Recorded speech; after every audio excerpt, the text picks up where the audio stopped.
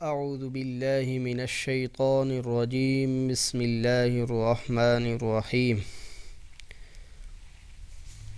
وَإِذْ أَخَذْنَا مِيثَاقَكُمْ وَرَفَعْنَا فَوْقَكُمُ الطُّورَ خُذُوا مَا آتَيْنَاكُمْ بِقُوَّةٍ وَاذْكُرُوا مَا فِيهِ لَعَلَّكُمْ تَتَّقُونَ صدق اللہ العظیم۔ پچھلے سبق کے اندر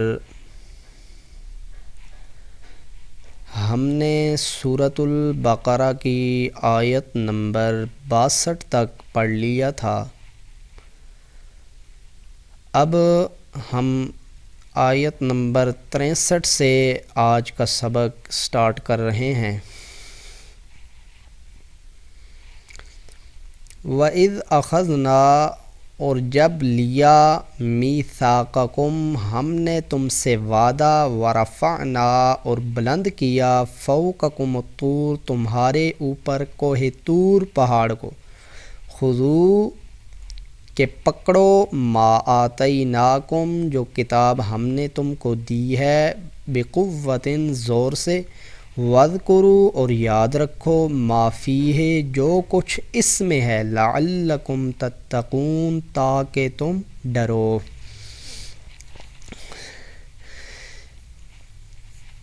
پچھلے سبق کے اندر ہم نے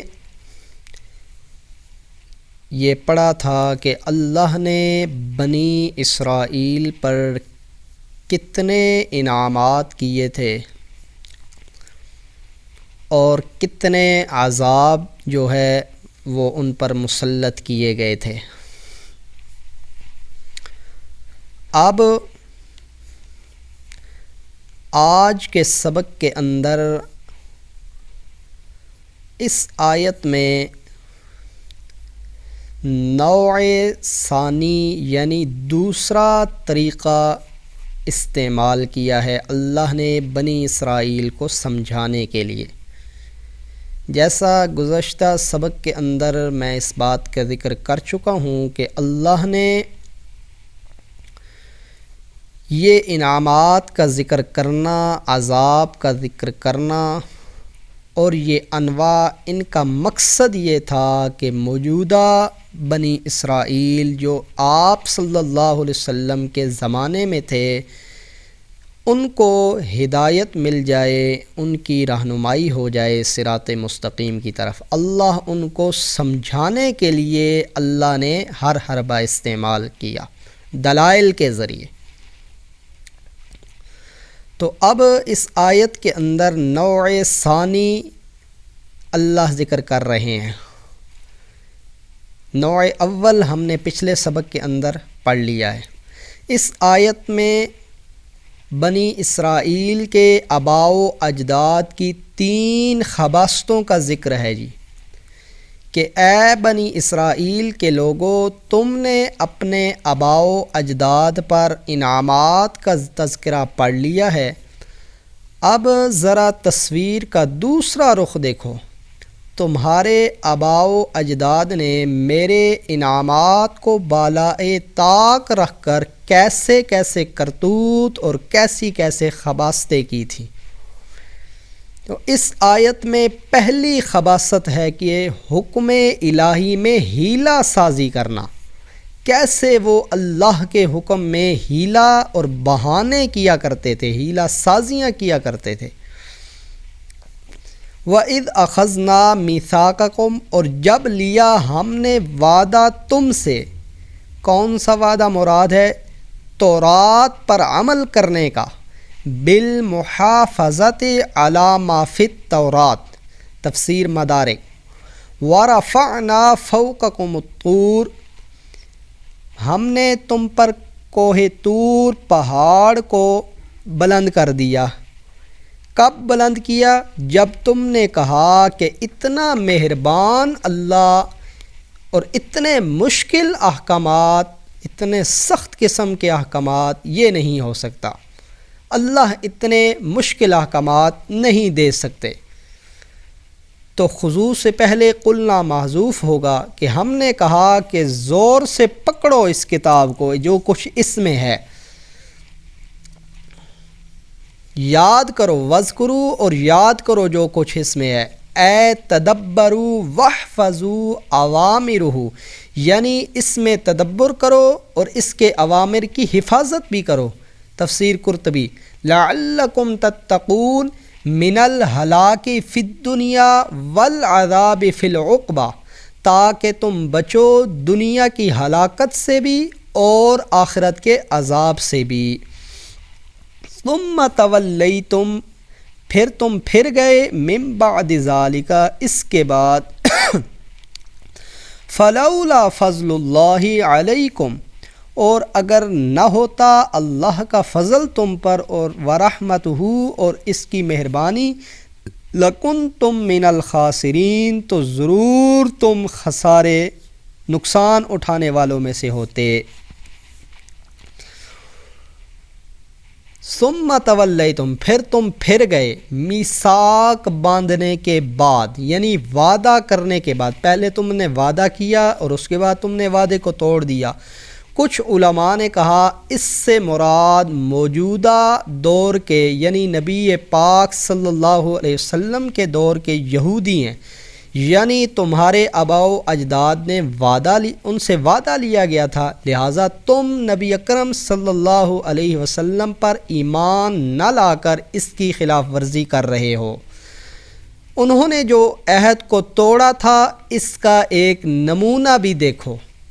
کیا نمونہ ہے جی؟ وَلَقَدْ عَلِمْتُمُ الَّذِي، اے موجودہ بنی اسرائیلیو، خوب جان چکے ہو تم، الَّذِينَ اعْتَدَوْا، جنہوں نے تم میں سے، منکم تم میں سے، فی السبت زیادتی کی ہفتے کے دن، فَقُلْنَا لَهُمْ، تو ہم نے کہا ان سے، کونو ہو جاؤ، قِرَدَةً خَاسِئِین، ذلیل بندر۔ یہ موجودہ بنی اسرائیلیوں کو کہا گیا جی، ہفتے کے دن میں جب ان کو شکار کرنے سے منع کر دیا گیا تھا۔ یہ واقعہ حضرت داؤد علیہ السلام کے زمانے میں پیش آیا۔ ساحل سمندر پر، سمندر کے کنارے پر ایک بستی تھی ایلا نامی، ان کو اللہ نے حکم دیا تھا کہ تم پورا ہفتہ مچھلیوں کا شکار کرو پیٹ پالنے کے لیے، لیکن ہفتے کے دن تم نے شکار نہیں کرنا۔ اللہ کی طرف سے ان پر پابندی لگائی گئی تھی، جب کہ انہوں نے یہ کیا کرتے تھے، یہ ہفتے کے دن گڑھے بنا کر ان کے گرد نالیاں بناتے تھے، جب مچھلیاں ان میں پھنس جاتی تو اتوار کو پکڑ لیتے اور کہتے ہم نے کوئی ہفتے کو پکڑی ہیں، ہم نے تو اتوار کو پکڑی ہیں۔ یہ ہیلا سازیاں کرتے تھے اللہ کے حکم کے اندر۔ تو پھر ہم نے ان سے کہا کہ کونوا قردۃ خاسئین، بندر ذلیل ہو جاؤ۔ وظاہر القرآن انہ مسخوا قردۃ علی الحقیقت وعلی ذالک،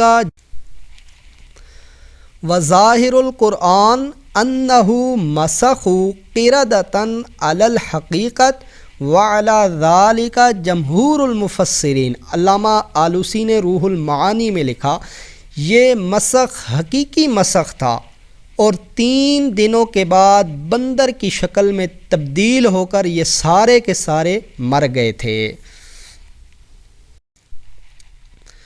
فجعلناہا، پھر کیا ہم نے، نکالا لما بین یدیہا، اس واقعہ کو عبرت ان لوگوں کے لیے جو وہاں تھے، وما خلفہا، اور جو پیچھے آنے والے تھے، وموعظۃ للمتقین، اور نصیحت ہے ڈرنے والوں کے لیے، متقین کے لیے۔ الذین لہوہم عن الاعتداء من صالحی قومہم، جو لوگ انہیں روکا کرتے تھے کہ ہیلا سازی نہ کرو، یا اس سے مراد ہر متقین مراد ہے، یعنی نصیحت، موعظۃ للمتقین، نصیحت ہے ڈرنے والوں کے لیے، یا تو اس سے مراد وہ لوگ ہیں جو ان کو حیلہ سازی سے روکا کرتے تھے، یا اس سے تمام متقین مراد ہے۔ وَإِذْ قَالَ مُوسیٰ، اور جب کہا موسیٰ علیہ السلام نے لِقَوْمِهِ، اپنی قوم سے، ان اللہ فرماتا ہے، یأمرکم، تم کو، یعنی اللہ حکم دیتا ہے تم کو، ان تذبحوا بقرہ، کہ ذبح کرو ایک گائے۔ قالوا، تو وہ بولے، اتتخذنا ہزوا، کیا تو ہم سے ہنسی اور مذاق کرتا ہے؟ قالا، کہا، اعوذ باللہ، پناہ ہے اللہ کی، ان اکونا من الجاہلین، کہ ہوں میں جاہلوں میں سے۔ دوسری خباثت کا ذکر ہے ان کے آباء و اجداد کی۔ یہ خباثت کیا ہے؟ حکم الہی میں ٹال مٹول کرنا۔ پچھلی خباثت تھی حکم الہی میں حیلہ سازی کرنا۔ اب اس آیت کے اندر وہ حکم الہی میں ٹال مٹور کرتے تھے۔ یہ ایک واقعہ ہے، اور دوسرا واقعہ آیت نمبر 72 میں ایک آدمی کے قتل ہونے کا واقعہ ہے۔ مفسرین کہتے ہیں کہ ان دونوں واقعات کا آپس میں تعلق ہے۔ گائے ذبح بھی اسی لیے کرائی گئی کہ قاتل کا پتہ نہیں چل رہا تھا۔ اللہ نے فرمایا گائے کا ایک حصہ اس مقتول کو مارو، اس سے وہ مقتول زندہ ہو جائے گا اور اپنے قاتل کے بارے میں بتا دے گا۔ یہ عام مفسرین کا خیال ہے، جبکہ حضرت مولانا حسین علی الوانی رحمۃ اللہ علیہ وہ فرماتے ہیں نہیں، گائے کے ذبح ہونے کا واقعہ الگ ہے اور وہ مقتول قاتل وہ واقعہ الگ ہے، ان کا کوئی تعلق نہیں آپس میں۔ دلیل کیا ہے؟ دلیل ان کی یہ ہے کہ پیچھے جتنے واقعات گزرے، آگے جتنے واقعات آ رہے ہیں، یہ سب وعظ کے ساتھ چلے آ رہے ہیں۔ اور دوسری دلیل جب حضرت الوانی رحمۃ اللہ علیہ کی یہ ہے کہ روایات سے معلوم ہوتا ہے کہ بنی اسرائیل نے گائے 40 سال کے بعد ذبح کی تھی، تفسیر مدارک نے لکھا، تو لاش کا 40 سال اس انتظار میں پڑے رہنا یہ عقل و قیاس کے خلاف ہے، بعید از عقل و قیاس ہے۔ اب یہ سوال پیدا ہوگا کہ پھر گائے کے ذبح کا حکم کیوں ملا؟ اس کا جواب حضرت الوانی رحمۃ اللہ علیہ دیتے ہیں کہ ان کے دلوں میں گائے کی جو تعظیم تھی اور وہ اللہ وہ نکالنا چاہتا تھا، گائے کی تعظیم، یعنی حضرت موسیٰ علیہ السلام کے دور کے اندر انہوں نے گائے کو الہ بنا لیا تھا، اس کی عبادت شروع کر دی تھی سامری کے کہنے پر، تو اللہ گائے کی اس تعظیم کو نکالنے کے لیے اللہ نے حکم دیا کہ جس گائے کو تم الہ بنا چکے ہو، جس گائے کی تم عبادت کر چکے ہو، اس کی تعظیم تب نکلے گی کہ تم اپنے ہاتھوں سے اپنے معبود کو، اپنے بنائے ہوئے الہ کو ذبح کرو گے۔ تفسیر مدارک اور امام رازی دونوں نے یہی لکھا ہے جی۔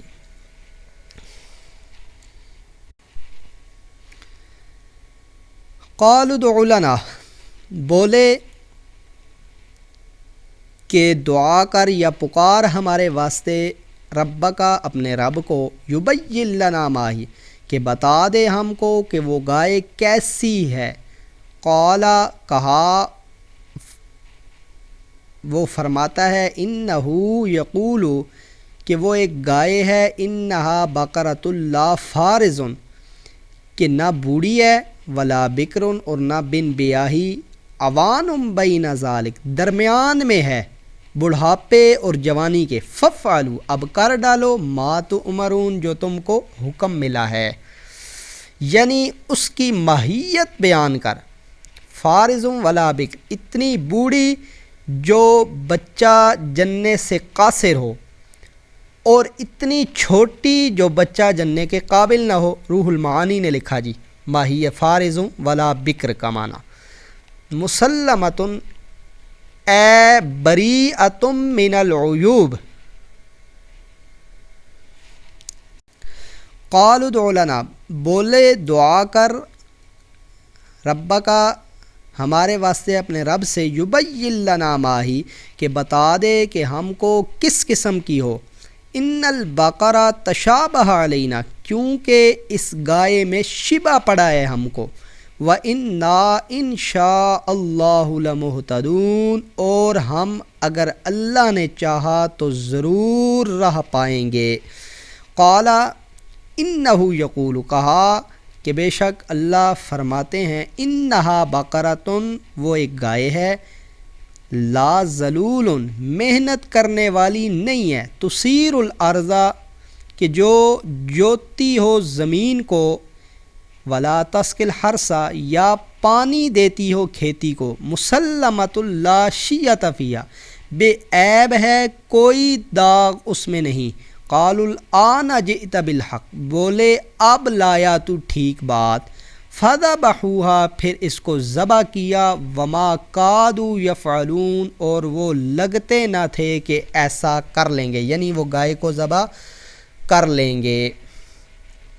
مسلمۃ اے بریئۃ من العیوب الحق بالمقابلہ باطل نہیں بلکہ مجمل ہے.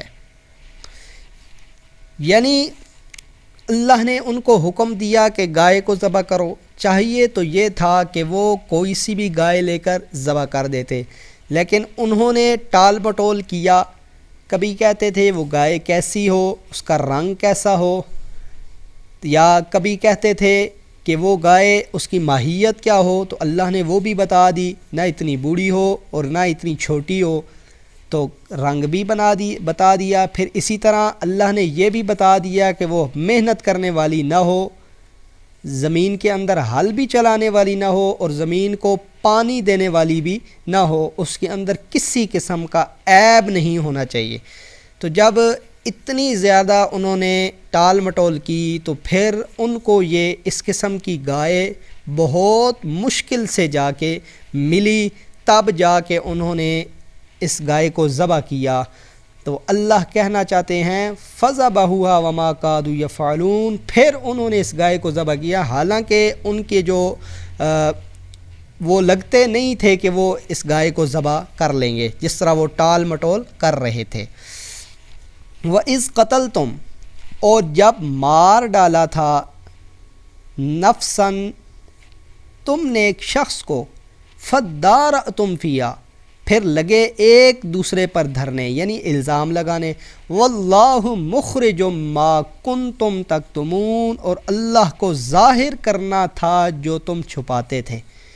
فَقُلْنَا اضْرِبُوهُ بِبَعْضِهَا پھر ہم نے کہا مارو اس مردہ پر اس کا ایک حصہ. كَذَلِكَ اسی طرح يُحْيِي اللَّهُ الْمَوْتَى زندہ کرے گا اللہ مردوں کو. وَيُرِيكُمْ آيَاتِهِ اور دکھاتا ہے تم کو اپنی قدرت کے نمونے. لَعَلَّكُمْ تَعْقِلُونَ تاکہ تم غور کرو تاکہ تم عقل کرنے والے ہو جاؤ. وَإِذْ قَتَلْتُمْ یہ دوسرا واقعہ ہے یعنی جب ایک آدمی قتل ہو گیا تو تم ایک دوسرے پر الزام لگانے لگے تو عام مفسرین کہتے ہیں کہ مارو کچھ حصہ گائے کا اس آدمی کو یعنی اس لاش کو. تو حضرت الوانی رحمۃ اللہ علیہ کہتے ہیں نہیں اسی آدمی کا حصہ اسی کو مارو اس مقتول کا حصہ اسے مارو تاکہ اللہ نے جب انہوں نے ایسے کیا یعنی عام مفسرین کے نزدیک اس گائے کا حصہ اس آدمی کو مارا گیا یا حضرت الوانی کے نزدیک اسی آدمی کا حصہ اسی کو مارا گیا تو اللہ نے اس کو زندہ کر دیا اور اس نے اپنے قاتل کا نام بتایا اور اسی طرح پھر مر گیا تو اللہ نے ان کا یہ مسئلہ حل کیا. ثم قست قلوبکم پھر تمہارے دل سخت ہو گئے من بعد ذالک اس سب کے بعد. فہی کالحجارہ سو وہ ہو گئے جیسے پتھر او اشد قسوہ یا ان سے بھی زیادہ سخت. وَإِنَّ مِنَ الْحِجَارَةِ کیونکہ پتھروں میں تو ایسے بھی ہیں لما يتفجر منه الانہار جن سے جاری ہوتی ہیں نہریں. وَإِنَّ مِنْهَا اور ان میں سے ایسے بھی ہیں لما یشقق جو پھٹ جاتے ہیں، فیخرج منہ الماء اور نکلتا ہے ان سے پانی، وان منہا اور ان میں سے ایسے بھی ہیں لما یہبط من خشیت اللہ جو گر پڑتے ہیں اللہ کے ڈر سے، وما اللہ اور اللہ بغافل بے خبر نہیں ہے عما تعملون تمہارے کاموں سے۔ یہ پتھروں کی قسموں کا اللہ نے ذکر کر دیا کہ تم اس کے بعد بہت زیادہ سخت ہو گئے، یعنی جیسے پتھر ہوتا ہے، پھر اللہ نے کہا کہ پتھر بھی اتنے سخت نہیں ہوتے جتنے تم ہو گئے ہو، اس لیے کہ کچھ پتھر تو ایسے ہیں جن کے اندر سے نہریں جاری ہوتی ہیں، چشمے نکلتے ہیں، کچھ پتھر ایسے ہیں جو اللہ کے ڈر سے گر جاتے ہیں، لیکن تم ان سے بھی زیادہ سخت ہو گئے ہو۔ جیسے آپ صلی اللہ علیہ وسلم نے فرمایا احد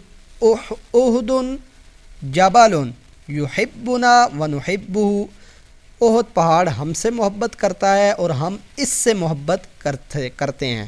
پتھروں میں بھی شعور ہے، لیکن تم پتھروں سے بھی زیادہ سخت ہو کہ تم میں اتنی عقل نہیں ہے۔ افتطمعون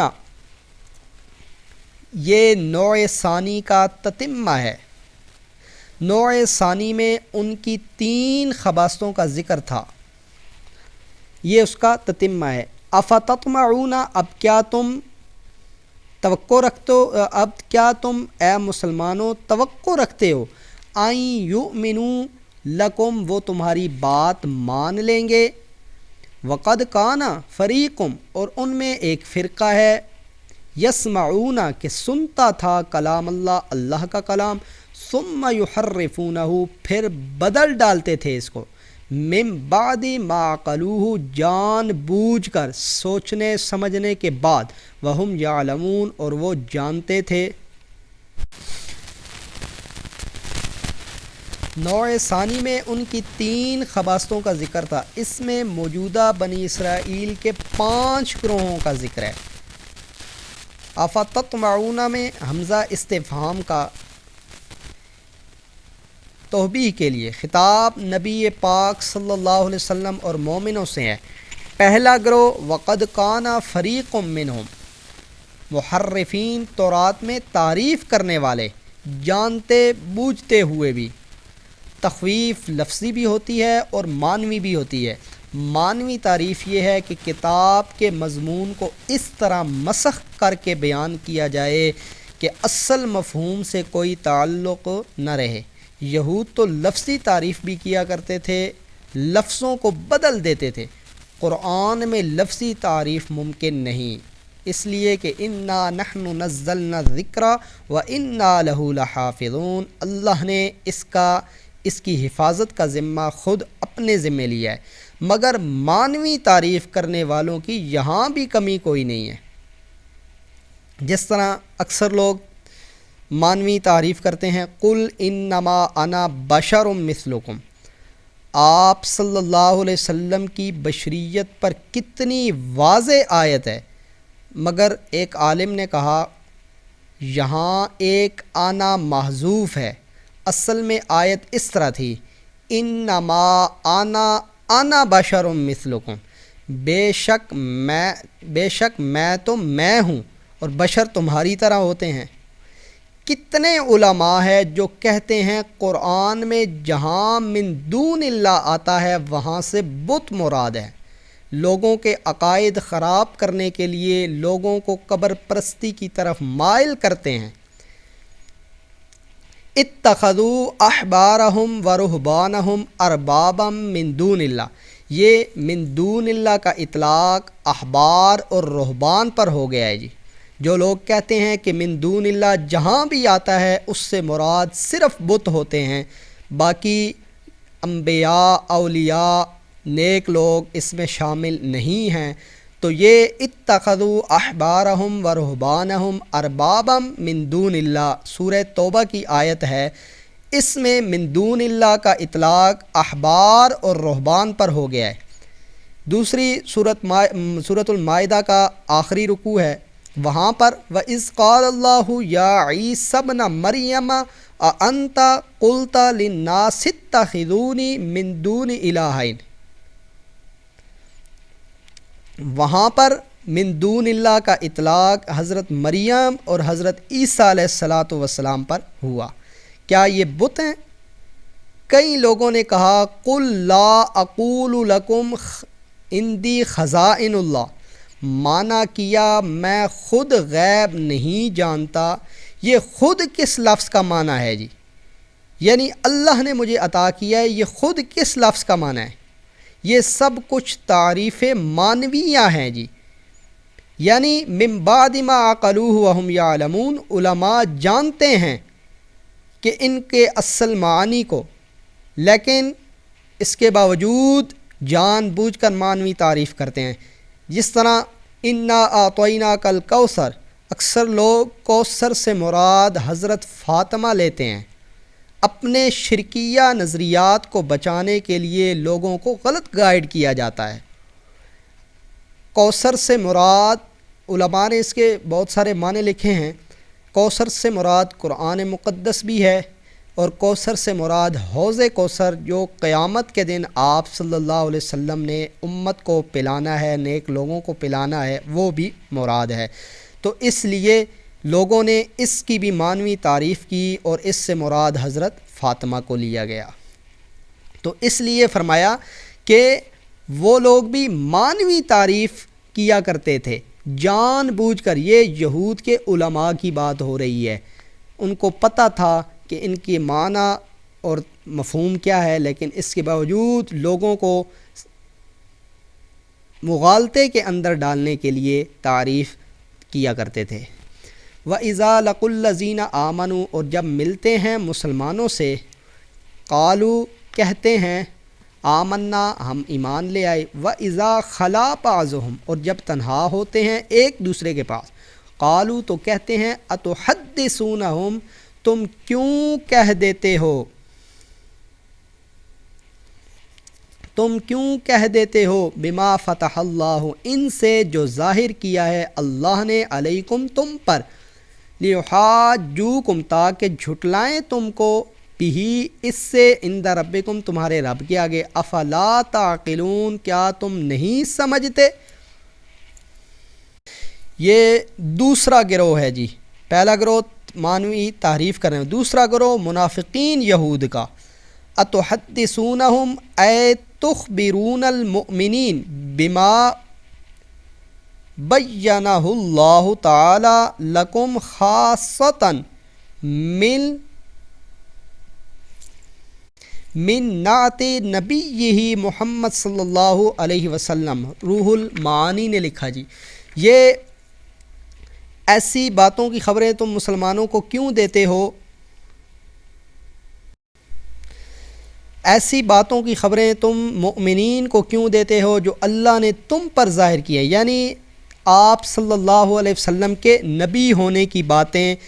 یعنی اپنے یہود کے جو منافقین تھے، وہ اپنے منافقین سے کہا کرتے تھے کہ تم مسلمانوں کے پاس تورات میں جو آپ صلی اللہ علیہ وسلم کے تذکرے ہیں، یا جو آپ صلی اللہ علیہ وسلم کی باتیں ہیں جو تورات اور انجیل میں لکھی ہیں، وہ تم کیوں مسلمانوں کو بتاتے ہو؟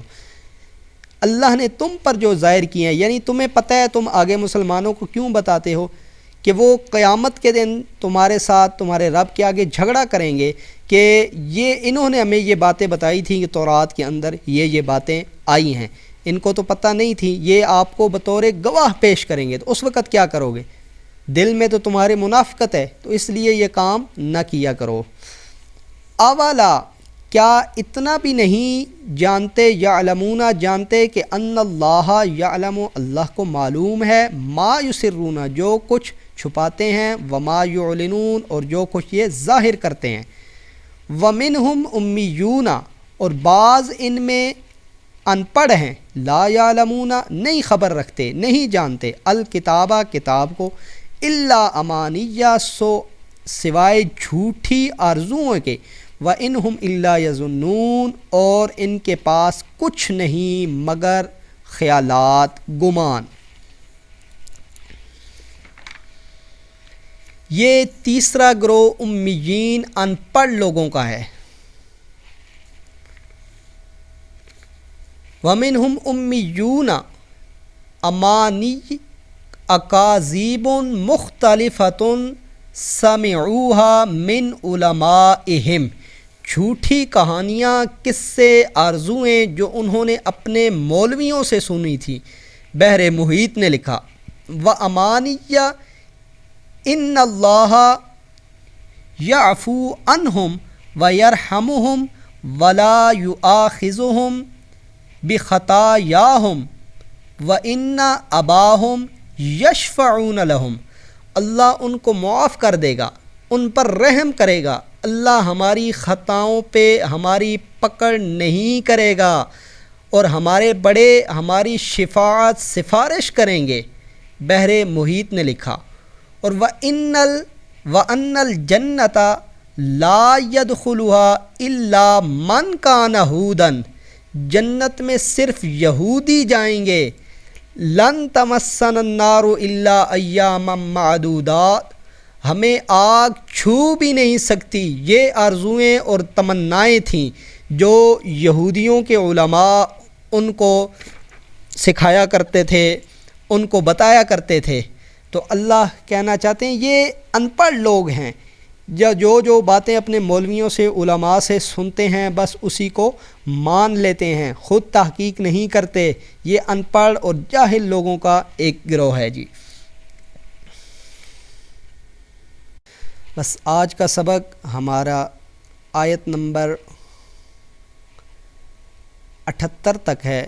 انشاءاللہ اگلا سبق ہم آیت نمبر 89 سے سٹارٹ کریں گے۔ اللہ سے دعا ہے کہ اللہ پاک ہمیں قرآن مقدس کو سمجھنے کی اور اس پر عمل کرنے کی توفیق عطا فرمائے۔ وما علینا الا البلاغ المبین۔